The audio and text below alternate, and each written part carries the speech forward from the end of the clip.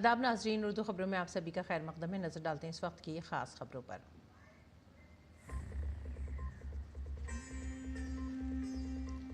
मगरबी बंगाल में वक्फ कानून के खिलाफ नहीं रुक रहा है तशद्दुद। SIT जांच के लिए सुप्रीम कोर्ट में अर्जी दाखिल। BJP लीडर सुकांत मजमुदार ने मालदा में हिंदू खानदानों से की मुलाकात। गवर्नर को भी लिखा खत।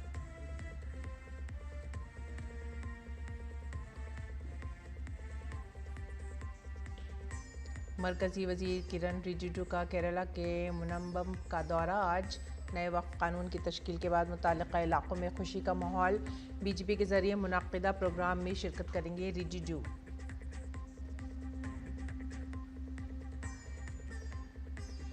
बिहार इंतखाबात के ताल्लुक से दिल्ली में RJD कांग्रेस की अहम मीटिंग। सीटों की तकसीम समेत दीगर पहलुओं पर भी होगी बातचीत।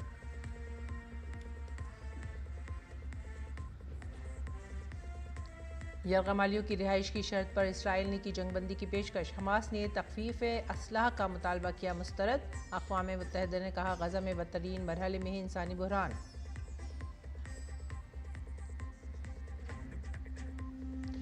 अब अद्वियात और सेमीकंडक्टर्स पर टैरिफ लगाने की तैयारियों में है ट्रंप हुकूमत। चीन से दरामद किए गए स्मार्टफोन पर भी फिलहाल नहीं लगेगा कोई टैरिफ।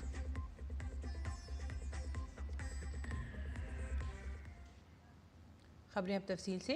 मगरबी बंगाल में वक्फ के नए कानून के खिलाफ एहतजाज थमने के आसार नज़र नहीं आ रहे हैं। मुर्शिदाबाद ज़िले में इस कानून के खिलाफ मुसलसल तशद्दुद हो रहा है। हाई कोर्ट की हिदायत के बाद यहाँ मरकजी फोर्सेज को तैनात किया गया है। इन सब के दरमियान तशवीश की बात यह है कि मुर्शिदाबाद से सैकड़ों हिंदू खानदान मालदा नकल मकानी कर गए हैं, लेकिन वहाँ भी उनमें खौफ का माहौल है। BJP के रियासती सदर और मरकजी वजीर सुकांत मजमुदार इस मसले पर मुसलसल तवज्जो मबजूल करा रहे हैं। गुज़िश्ता रोज़ उन्होंने मालदा पर लालपुर हाई स्कूल में लगाए गए कैंप में मुतासरीन से मुलाकात की और उनकी माली मदद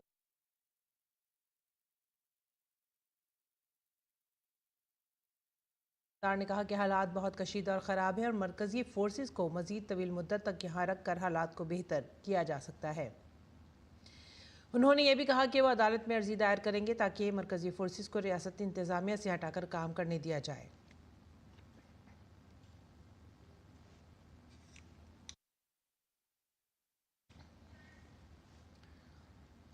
इस सिलसिले में सुकांत मजमुदार ने गवर्नर को एक ख़त भी लिखा है। ख़त के ज़रिए उन्होंने तशद्दुद से मुतासरा इलाकों में हिफाजती इंतजाम करने की अपील की है। सुकांत ने ख़त में मुतासरीन के साथ अपनी मुलाकात का जिक्र किया। गवर्नर को लिखे गए ख़त में उन्होंने कहा कि मुतासरा हिंदू ख़ानदानों पर मज़हब तब्दील करने के लिए दबाव डाला जा रहा है। मुर्शिदाबाद में हिंदू ख़वातीन के साथ मुसलसल नारवा सलूक किया जा रहा है, लेकिन मगरबी बंगाल हुकूमत खामोश तमाशाई बनी हुई है। सुकांत मजमुदार ने गवर्नर से जल्द इस मसले पर ठोस कार्रवाई करने का मुतालबा किया है। उन्होंने कहा कि तशद्दुद की वजह से सैकड़ों खानदानों को ज़बरदस्ती नकल मकानी करना पड़ी है, जिनमें से कई ने मालदा ज़िले में भागीरथी नदी के पार पनाह ली है। उन्होंने गवर्नर को लिखे ख़त में कहा, मैं आपसे आजिज़ी से दरख्वास्त करता हूँ कि इस मामले में मुदाखलत करें।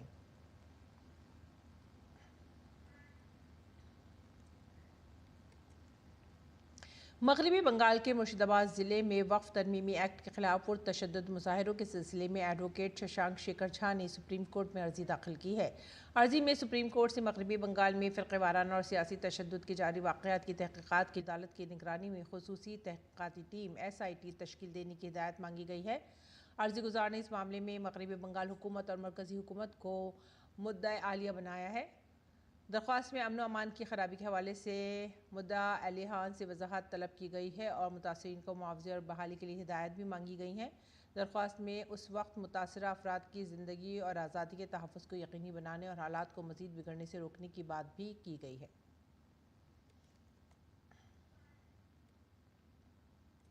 अक़लियती उमूर के मरकज़ी वज़ीर किरण रिजिजू आज केरला के मुनम्बम में होंगे। वक्फ से मुतालिक नए कानून के निफाज के बाद उनका ये दौरा बहुत अहम है। अर्नाकुलम के लोग मुनम्बम समिति के बैनर तले 170 दिनों से ज़ायद अरसे से भूख हड़ताल पर बैठे हैं, लेकिन जैसे ही वक्फ तरमीमी बिल मंजूर हुआ, लोगों ने नरेंद्र मोदी जिंदाबाद के नारे लगाए। दरअसल वक्फ बोर्ड ने मुनम्बम में सैकड़ों एकड़ अराज़ी का दावा किया था, जिसके बाद ये ज़मीनी तनाज़ा पूरे मुल्क में बहस का मौजू बन गया था। अब BJP मुनम्बम के बाशिंदों की जानिब से वज़ीर आज़म नरेंद्र मोदी और मरकज़ी हुकूमत से इज़हार तशक्कुर करने के लिए यहाँ एक प्रोग्राम मुनक़्क़िद कर रही है, जिसमें किरण रिजिजू शिरकत करेंगे।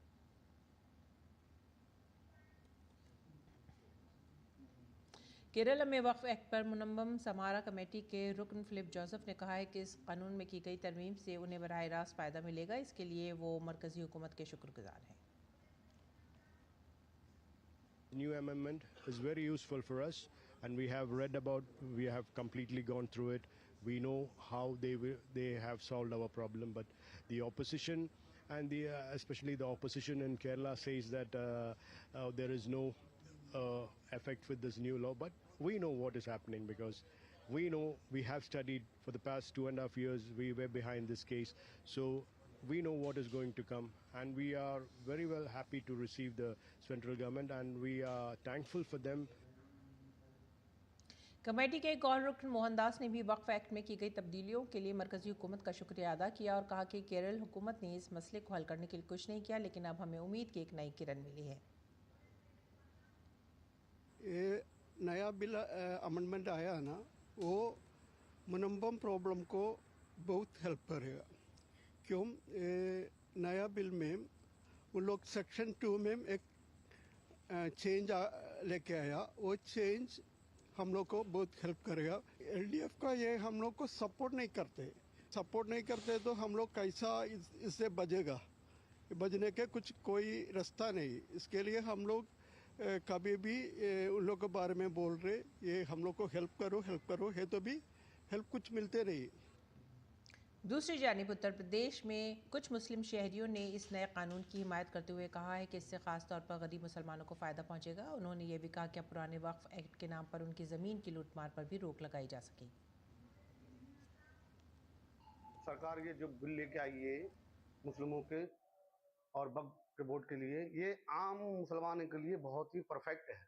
अभी तक इससे आम मुसलमानों को कोई भी बेनिफिट नहीं था। जो भी बड़े बड़े लोग थे, जो भू माफिया थे, आजकल यही वक्फ बोर्ड की संपत्तियों का लाभ उठा रहे थे। गरीब मुसलमानों को आज तक किसी चीज में इसका लाभ कभी नहीं मिला, ना कि कब्रिस्तानों में, मदरसों में, मस्जिदों में। ये लोगों को बेवकूफ बनाते थे। सबसे अच्छी बात यह है कि ये बिल ऐसा हुकूमत हिंद लाई है, जो मोदी सरकार जिसको कहें, कि जिससे पसमानदा समाज का बहुत भला होगा। जैसे बहुत से ऐसे गरीब, मिस्कीन, यतीम जिनको आज तक हुकूमत ने, दूसरी हुकूमतों ने उनका कहीं कोई वो नहीं करा, आज उस कमेटियों में मेंबर बनेंगे। कुछ खवातीन जो हैं वो भी मेंबर बनेंगी, और तमाम चीज़ों में, यानी ये सब झूठ के जो मुखालफिन लोग हैं, दूसरी पार्टियां हैं, ये लोगों को बलगलाने काम कर रही हैं। सरकार जो वक्फ अमेंडमेंट बिल लाई है, देश को इसकी ज़रूरत बहुत पहले से थी।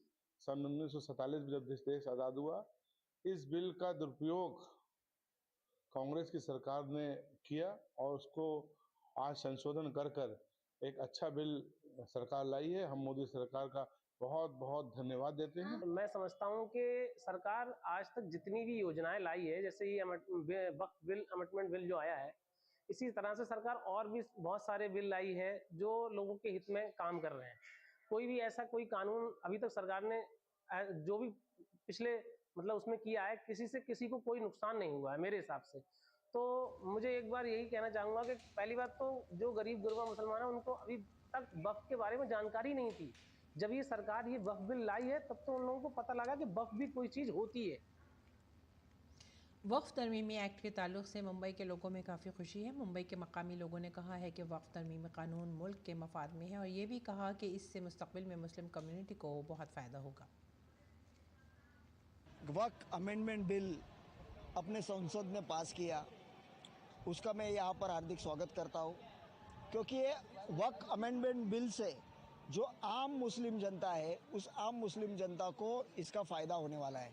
इससे पहले क्या था कि कुछ चुनिंदा लोगों के पास वक्फ बोर्ड की ताकत थी, उसका वो गैर वापर कर रहे थे, मिसयूज़ कर रहे थे। तो ये मिसयूज़ आज से बंद होगा और आम मुस्लिम जनता जो है उनके लिए अच्छे अच्छे कॉलेजेस खुलेंगे, अच्छे अच्छे अस्पताल खुलेंगे, इंजीनियरिंग कॉलेज खुलेंगे, बहुत सारे कॉलेज होंगे। उससे एक अच्छा नागरिक बनने के लिए इस वक्फ बिल का बहुत ही अच्छा फ़ायदा होने वाला है। पिछले 60, 65, 70 साल में आप देख लो, किसी भी मुसलमान को वक्फ बोर्ड की तरफ से 1 रुपये का भी फ़ायदा हुआ नहीं है।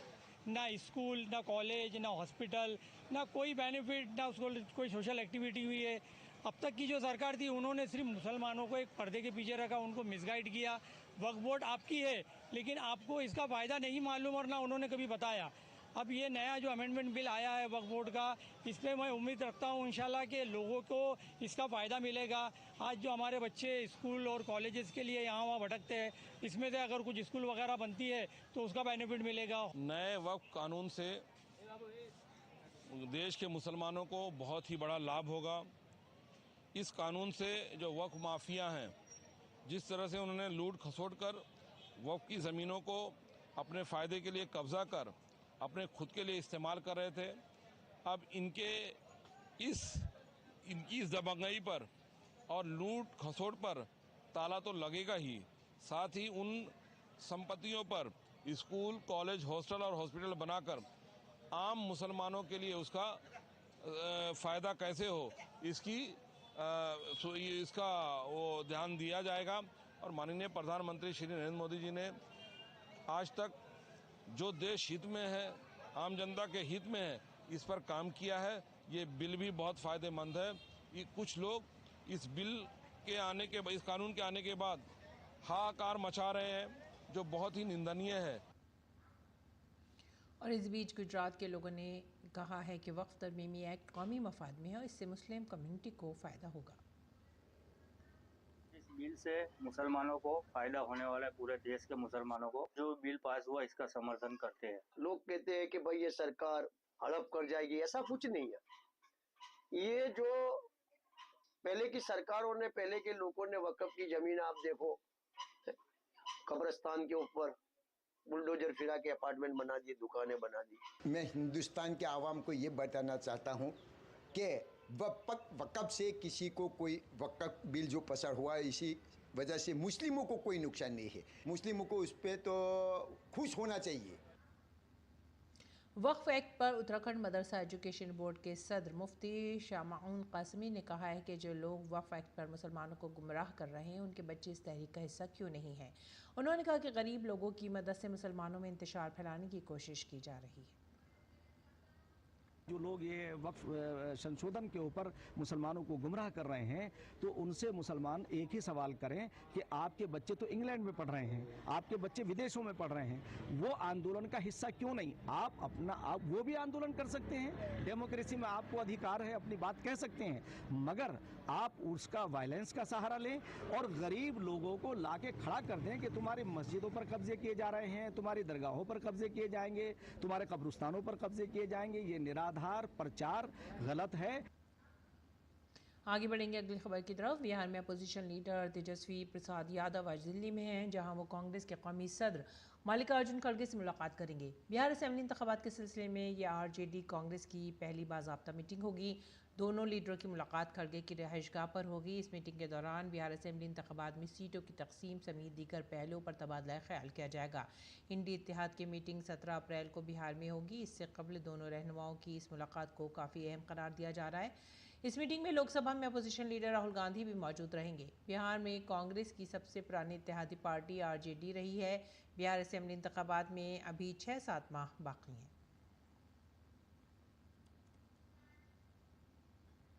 और वाराणसी में ज्ञानवापी कॉम्प्लेक्स के ASI सर्वे पर आज इलाहाबाद हाई कोर्ट में समाअत होगी। इबादतगाहों के कानून 1991 पर सुप्रीम कोर्ट में 17 फरवरी को समाअत नहीं हो सकी। दरख्वास्त की समाअत इलाहाबाद हाई कोर्ट के जस्टिस रोहित रंजन अग्रवाल की सिंगल बेंच कर रही है। बता दें कि इससे पहले भी 9 सितंबर 2024 को इलाहाबाद हाई कोर्ट वाराणसी के ज्ञानवापी कॉम्प्लेक्स में वाक़ वज़ूखाना के साइंसी सर्वे के मुतालबे पर समाअत नहीं कर सकी थी। इसी मामले में राखी संघ ने सिविल नज़रसानी की दरख्वास्त दायर की है। राखी सिंह की दरख्वास्त दायर है। वाराणसी डिस्ट्रिक्ट कोर्ट ने सुप्रीम कोर्ट के हुक्म का हवाला देते हुए वज़ूखाना के सर्वे के मुतालबे वाली दरख्वास्त को मुस्तरद कर दिया था। अदालत में इसे ही चैलेंज किया गया है। अंजुमन इंतज़ामिया कमेटी ने एतराज़ भी दाखिल किया था। बात करते हैं मौसम की। महकमा मौसमियात ने आइंदा 2-3 रोज़ तक राजस्थान और गुजरात के बाज़ मकामात पर तेज़ गर्म हवाएं चलने की पेशनगोई की है। पंजाब, हरियाणा और मगरबी मध्य प्रदेश में आइंदा 3 रोज़ तक इसी तरह के हालात रहने का इम्कान है। महकमा मौसमियात ने कहा है कि केरल और माही में आज शदीद गर्मी और नमी रहेगी। ओडिशा में भी कल तक मूसलाधार बारिश हो सकती है। आइंदा 5 रोज़ तक मुल्क के शमाल मशरिक़ और मशरक़ी हिस्सों में गरज चमक के साथ तेज़ हवाएं चलने का भी इम्कान है।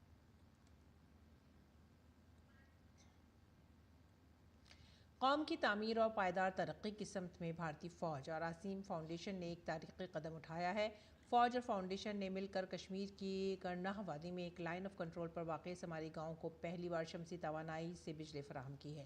ख़ास बात यह है कि मुल्क का पहला पोलिंग स्टेशन भी इसी गाँव में वाक़ है। पेश है ये ख़ास रिपोर्ट। समारी एक सरहदी गाँव जो कश्मीर की नाकाबिले रिसाई करनाह वादी में वाक़ है। इस गांव का मुल्क की जमहूरियत में एक ख़ास मकाम है। मुल्क का पहला पोलिंग स्टेशन भी इसी गांव में है।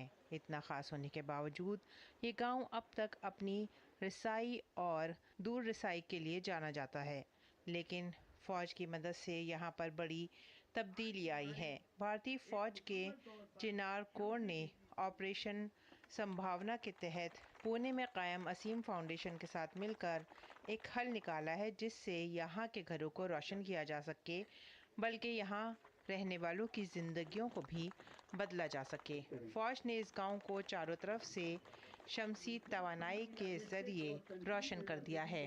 शमसी तवानाई के क्लस्टर्स को तकसीम करते हुए सोलर पैनल और बैटरी बैंक लगाए गए हैं, जिसकी वजह से इस गांव में 24 घंटे बिजली की फराहमी है। उनको 24 घंटे इलेक्ट्रिसिटी मिले और बेसिक उनके इक्विपमेंट पढ़ाई के लिए जो स्पेशली बच्चों के लिए या यूथ एम्पावरमेंट के लिए चाहिए, उसका इस्तेमाल वो सही तरीके से कर सके बिना किसी मुश्किल के। ये एक बहुत बड़ी स्टेप है। ऑपरेशन संभावना के तहत फ़ौज और आसीम फाउंडेशन ने न सिर्फ गाँव को बिजली फराहम की है, बल्कि हर घर को LPG कनेक्शन भी फराहम किया है। LPG सिलेंडर के साथ साथ एक डबल बर्नर चूल्हा, पाइप और रेगुलेटर भी गाँव वालों को दिया गया है। यहाँ completely 4 solar micro solar grids लग चुके हैं। उसी के साथ LPG कनेक्शन आया है और ये आगाज है। हम कोशिश करेंगे कि सिमारी जो पहली कॉन्स्टिट्यूएंट असेंबली है, उसी को अब हम पहला ग्रीन विलेज बनाएं। गांव के बच्चों को टॉर्च की रोशनी में तालीम हासिल करना पड़ती थी, लेकिन अब 24 घंटे बिजली की दस्तयाबी से न सिर्फ बच्चों को पढ़ने की सहूलत मैसर आई है, बल्कि गांव वालों की बहुत से दूसरे मसाइल भी हल हो गए हैं। अब देहातियों को LPG गैस कनेक्शन मिलने के बाद धुएं के चूल्हे से भी आज़ादी मिल गई है। यहाँ लाइट की बहुत प्रॉब्लम थी। इंडियन आर्मी ने यहाँ सोलर प्लांट लगाया पूरी सिमारी में, तो बहुत फ़ायदा हुआ। हम दिल से इंडियन आर्मी का शुक्रगुजार है। हमें गैस सिलेंडर दिए सर आर्मी ने फ्री में।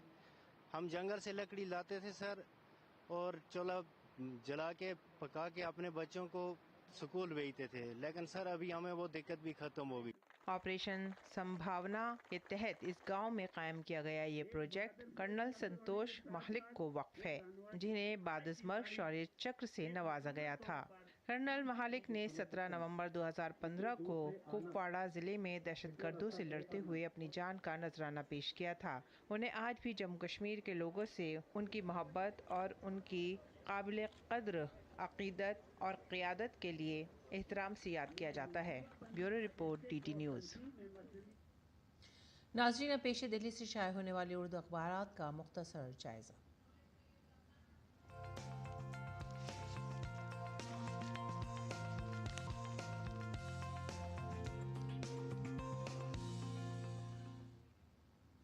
उर्दू अखबारात के जायज़े में जो पहली ख़बर हम ले रहे हैं वो है रोज़नामा राष्ट्रीय सहारा से, और ये मगरबी बंगाल से है। वक्फ तरमीमी क़ानून से मुतालिक 24 परगना में तशद्दुद, पुलिस की गाड़ियों में तोड़ फोड़ और आतिशज़नी। मुर्शिदाबाद में फ़िलहाल माहौल पुरअमन है, और इसके साथ ही मुस्लिम पर्सनल लॉ बोर्ड ने पुरअमन और क़ानून के दायरे में रहकर मुज़ाहरा करने की अपील की है। तशद्दुद से मुतासरा इलाक़ों में इंटरनेट पर पाबंदी लगा दी गई है। आगे बढ़ेंगे अगली ख़बर की तरफ, और ये PNB घोटाले से मुतालिक है। पंजाब नेशनल बैंक के घोटाले का कुलीदी मुलजिम मेहुल चौकसी बेल्जियम में गिरफ्तार कर लिया गया है। अगली खबर भी रोज़नामा राष्ट्रीय सहारा से, और ये मुर्मू, सदर जमहूरिया द्रौपदी मुर्मू, वज़ीर आज़म नरेंद्र मोदी और राहुल गांधी समेत सरकर्दा रहनुमाओं ने बाबा साहब को खिराज अक़ीदत पेश किया। आगे बढ़ेंगे अगली खबर की तरफ। गुजरात से अगली खबर, 1800 करोड़ रुपए की मालियत के ड्रग्स जब्त किए गए हैं। गुजरात में एक बड़ी कामयाबी मिली है ड्रग्स स्मगलिंग के ख़िलाफ़ ATS को। और इसके बाद की जो अगली सुर्खी ले रहे हैं वो है इनकलाब से। टैरिफ वॉर में चीन ने कीमतों और कीमती धातों के टैरिफ पर सप्लाई को रोक दिया है, और साथ ही साथ अभी फ़िलहाल ये ऐलान किया है कि अमेरिका ने कि चीन से बने मोबाइल्स पर फ़िलहाल कोई टैरिफ बढ़ाया नहीं जाएगा। आगे बढ़ेंगे, कुछ गैर मुल्की ख़बरों पर नज़र डालते हैं। इसराइल ने यरगमालियों की रिहाई की शर्त पर जंगबंदी की पेशकश की है। हमास ने इसराइल की तरफ से भेजी गई जंगबंदी की नई तजवीज़ का जायज़ा लेना शुरू कर दिया है, ताहम हमास ने तखफीफ असलाह के मुतालबे को मुस्तरद कर दिया है। उधर गजा में इसराइली हमले जारी हैं। पीर की सुबह से हमलों में कम अज़ कम 15 फ़िलिस्तीनी शहरी मारे जा चुके हैं। ये हमले गजा के शुमाली और जनूबी इलाकों में किए गए हैं। दूसरी जानिब अक़वाम मुत्तहिदा ने कहा है कि गजा में इंसानी बहरान अपने उरूज पर पहुँच गया है। गजा की वजारत सेहत के मुताबिक अब तक तकरीबन 51,000 फ़िलिस्तीनी हलाक हो चुके हैं। इसके अलावा इसराइल ने तस्दीक की है कि अक्टूबर 2023 में हमास के हमले में 1100 से ज़ायद अफराद हलाक और 200 से ज़ायद शहरियों को यरगमाल बनाया गया था।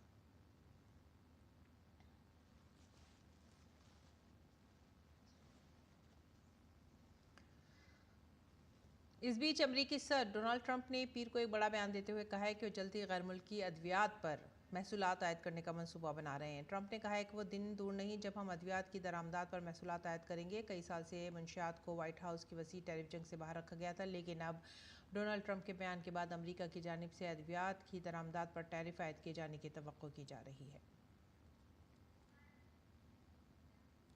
अमरीकी स्टॉक मार्केट में उस वक्त इजाफा हो गया जब अमरीकी सदर ट्रंप ने ऐलान किया कि चीनी साख्त के स्मार्टफोन और कुछ दीगर इलेक्ट्रॉनिक आलात पर फ़िलहाल कोई दरामदी ड्यूटी नहीं लगेगी। इसका असर यूरोप के बड़े बाजार पर भी देखा गया, जहां बरतानिया का FTSE 100 इंडेक्स 2.1% इजाफे के साथ बंद हुआ, जबकि फ्रांस और जर्मनी के बड़े स्टॉक इंडेक्स में भी बेहतरी देखी गई। ताहम ये राहत आर्जी साबित हो सकती है। ट्रंप ने वाज़ेह किया है कि ये मसनूआत अभी किसी और टैरिफ ग्रुप या बकेट में रखी गई हैं। आपको बता दें कि ट्रंप की टैरिफ पॉलिसी ने आलमी मालियाती मंडियों में हलचल मचा दी है। इस बीच अमेरिका और ईरान के दरमियान जौहरी मुज़ाकरात का दूसरा दौर हफ्ते के रोज़ रोम में होने का इम्कान किया है। इतालवी वज़ीर ख़ारजा एंटोनियो ताजानी ने ऐलान किया है कि इटली ने दोनों तरफ और अम्मान की दरख्वास्तों के बाद मुज़ाकरात की मेज़बानी पर रजामंदी ज़ाहिर की है। अम्मान इस बातचीत में सालिस का किरदार अदा कर रहा है। ताजानी ने कहा है कि इतालवी हुकूमत जौहरी मसले के हल और अमन के फ़रोग़ के लिए किसी भी कोशिश में ताउन के लिए पूरी तरह से तैयार है। ताहम अभी तक ईरान या अमरीका की तरफ से मुज़ाकरात के मकाम की तस्दीक नहीं की गई है। अमरीका और ईरान के दरमियान मुज़ाकरात का पहला दौर 12 अप्रैल को अम्मान में हुआ। दोनों ममालिक ने मुज़ाकरात को मुस्बत और तामीरी करार दिया। दरिस्ना ईरानी वज़ीर ख़ारजा सैयद अब्बास इराक़ची अमरीका के साथ जौहरी मुज़ाकरात पर अहम मुशावरात के लिए रवां हफ्ते रूस का दौरा करेंगी। ईरान की वज़ारत ख़ारजा के मुताबिक इराक़ची मॉस्को में अपनी रूसी हम मनसब से भी मुलाकात करेंगे। उधर तिब्बत के मामले पर अमरीका और चीन के दरमियान कशीदगी जारी है। चीन ने पीर को तिब्बत से मुतालिका मामलात पर क्रैकडाउन में मुलव्विस कुछ अमरीकी एहलकारों के खिलाफ सख्त वीज़ा पाबंदियां आयद कर दी हैं। चीन ने यह कदम वाशिंगटन की जानिब से चीनी हुक्काम पर आयद इजाफी वीज़ा पाबंदियों के जवाब में उठाया है। चीनी वज़ारत ख़ारजा के तर्जुमान लिन जियान ने कहा है कि तिब्बत का मसला खालिस्तन चीन का अंदरूनी मामला है और इसमें किसी किस्म की बैरूनी मुदाखलत बर्दाश्त नहीं की जाएगी। यूक्रेन ने रूस के साथ अपनी जंग में 30 दिन की जंगबंदी की अमरीकी तजवीज़ की हिमायत की है। इसके अलावा यूक्रेन ने गुज़िश्ता रोज़ सऊदी अरब के शहर जद्दा में होने वाले मुज़ाकरात के बाद रूस के साथ फौरी मुज़ाकरात पर आमादगी ज़ाहिर कर दी है। जद्दा में यूक्रेनी हुक्काम के साथ 8 घंटे से ज़ायद बातचीत के बाद अमरीकी वज़ीर ख़ारजा मार्को रूबियो ने कहा है कि अमरीका ये तजवीज़ रूस को भेजेगा। इसके अलावा अमरीका ने यूक्रेन के साथ फ़ौजी मदद और इंटेलिजेंस शेयरिंग पर भी रजामंदी ज़ाहिर की है। यूक्रेन और अमरीका ने एक मुश्तरका बयान में कहा है कि दोनों ममालिक जल्द ही एक मुआहदा मुकम्मल करेंगे जिसके तहत अमरीका यूक्रेन की मादनी दौलत को इस्तेमाल कर सकेगा। उधर रूस ने कहा है कि वह अमरीकी तजवीज़ का इंतज़ार कर रहा है जिसमें लड़ाई रोकने को कहा गया है। पीर की सुबह जनूबी कैलिफोर्निया अमरीका में सान डियागो के नज़दीक एक ज़बरदस्त ज़लज़ला आया है। अमरीकी जियोलॉजिकल सर्वे के मुताबिक ज़लज़ले की इब्तदाई शिद्दत 5.2 थी और इसका मरकज़ सान डियागो के मशरक़ में पहाड़ी शहर जोलिन के नज़दीक था। इसके असरात शुमाल में लॉस एंजलिस तक महसूस किए गए। ज़लज़ले के इब्तदाई झटके के बाद कई छोटे झटके भी महसूस किए गए। हालांकि ज़लज़ले से किसी किस्म के नुकसान की खबर नहीं है। रुख करेंगे खेल के मैदान का। इंडियन प्रीमियर लीग में आज पंजाब किंग्स का मुकाबला कोलकाता नाइट राइडर्स से होगा। पॉइंट्स टेबल में कोलकाता नाइट राइडर्स 5वें और पंजाब किंग्स 6ठे नंबर पर है। शरियत सैयद ने बतौर कप्तान गुज़िश्ता सीज़न में कोलकाता नाइट राइडर्स को IPL चैम्पियन बनाया था और आज वो पंजाब किंग्स के कप्तान के तौर पर अपनी पुरानी टीम के खिलाफ खेलते नजर आएंगे। और पेश है मौसम का हाल।